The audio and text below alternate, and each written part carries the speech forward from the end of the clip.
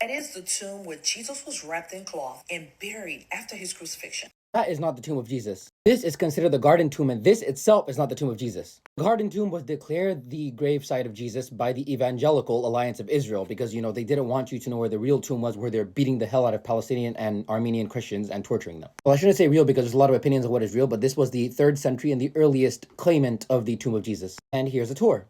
Today we visited the site of Jesus' death and resurrection, the Church of the Holy Sepulchre, built by Constantine in 336 AD. Make sure to pray and be ready before you walk in, because as soon as you do, Calvary is immediately up the stairs on your right. It is not at all like I was expecting. Most of the hill is actually not visible, but you can see the top where the cross was, and even kneel down to pray and touch the rock. Then you go down the stairs to the left, and a mural depicting the death and burial of Jesus ushers you into the next room, which contains the empty tomb. There you wait in line to enter the shrine where the tomb is housed. You're not supposed to take pictures, but I did sneak a quick video of the outer chamber. All in all, it was a really powerful experience. But one of the things that impacted me the most was a bit surprising. The church is actually owned by 6 different denominations who all work together to contribute their own touch to the design, architecture, and upkeep of the building. This is held to be where Jesus was crucified and entombed by the Catholic Church, the Orthodox Church, the Coptic Orthodox Church, the Eastern Orthodox Church, and 6 of the Apostolic churches, basically. Only Protestants in the 1800s were like, nah, we are going to say this is the place where Jesus was crucified in the 1800s. Why? Because the hundreds of thousands of Protestants and evangelicals who visit the fake tomb every year went to visit the quote-unquote apostolically claimed tomb, and the one that all Christians before like 1800 knew was the tomb, they would see this.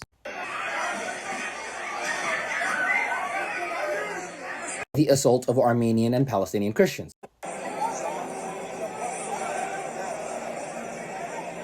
But yeah, if you visit the Church of Holy Sepulchre on Easter, you'll see them do their rituals, including the reburial of Christ and stuff like this.